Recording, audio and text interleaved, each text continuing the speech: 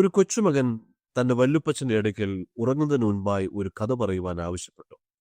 അപ്പച്ചൻ ഒരു കഥ പറഞ്ഞു. അപ്പച്ചൻ എന്നും ആ കഥയേ ഉള്ളൂ.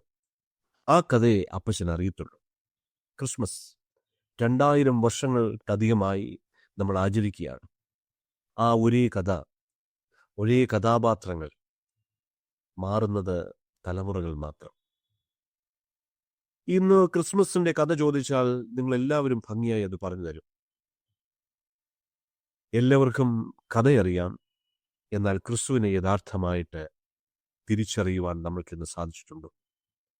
വിദ്വാൻമാർക്ക് അറിവുണ്ടായിരുന്നു, ശമര്യ സ്ത്രീക്ക് അറിവുണ്ടായിരുന്നു, സക്കായിക്ക് അറിവുണ്ടായിരുന്നു. യഥാർത്ഥമായിരിക്കുന്ന ഒരു തിരിച്ചറിവ് നമ്മൾക്ക് ക്രിസ്തുവിനെ കുറിച്ച് ആവശ്യമാണ്. രക്ഷ പ്രാപിക്കണമെന്നുണ്ട് എങ്കിൽ ക്രിസ്തുവിനെ നമ്മൾ ജീവിതത്തിൽ തിരിച്ചറിയണം. Emmanuel, God is with us. Christmas മാനവരാശിക്കുള്ള സമ്മാനമാണ്. ക്രിസ്മസിന്റെ അനുഭവങ്ങളിലേക്ക് നമ്മൾ നോക്കുമ്പോൾ അവിടെ കാണുന്ന ഒരു അനുഭവം, ഇതൊരു ഇടം തേടലിന്റെ അനുഭവമാണ്. ദൈവപുത്രന്റെ തിരുപ്പിറവി എന്തുകൊണ്ട് കാലിത്തൊഴുത്തിലായി എന്നതിന് ഉത്തരം വേദപുസ്തകം നൽകുന്നത് ദൈവഹിതം അപ്രകാരമായിരുന്നു എന്നല്ല, മറിച്ച് സത്രത്തിൽ അവർക്ക് ഇടം ലഭിച്ചില്ല എന്നുള്ളതാണ്. നികുതി നിർണയിക്കുന്നതിനായും നിർബന്ധിത സൈനിക സേവനത്തിന് വേണ്ടിയും 14 വർഷം കൂടുമ്പോൾ സെൻസസ് എടുക്കുക എന്നത് റോമൻ സാമ്രാജ്യത്തിന്റെ പതിവായിരുന്നു. നസറേത്തിൽ നിന്ന് ബേത്ലഹേമിലേക്ക് 80 മൈൽ ദൂരം യാത്ര ചെയ്ത് ഒരു കുടുംബം സഞ്ചരിക്കുകയാണ്. അവർക്ക് സത്രത്തിൽ ഇടം ലഭിക്കുന്നില്ല. അതിന് കാരണമെന്ന് പറയുന്നത് സത്രം എല്ലാവരും ഉപയോഗിച്ചു.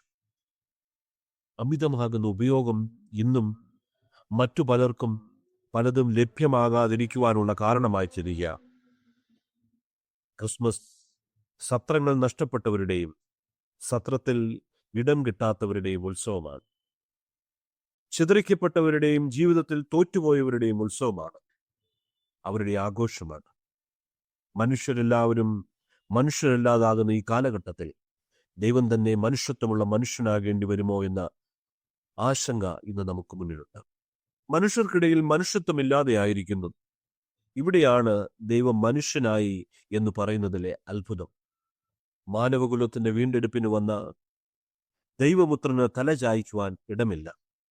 സൃഷ്ടിതാവിനെ സൃഷ്ടി ത്യജിക്കുന്ന വേദനാജനകമാകുന്ന ഒരു കാഴ്ച. എൻ്റെ പ്രിയ സ്നേഹിത, നീ ഈ സന്ദേശം കേൾക്കുമ്പോൾ നിന്റെ ഹൃദയത്തിൽ അവന് പിറക്കുവാൻ സ്ഥലമുണ്ട്.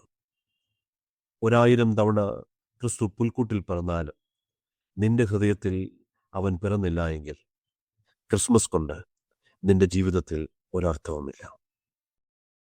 ഞങ്ങളെ വിളിക്കുവാൻ ആഗ്രഹിക്കുന്നവർ ഞങ്ങളുടെ നമ്പർ ശ്രദ്ധിക്കുക: 9880221957. നമ്പർ വീണ്ടും 9880221957.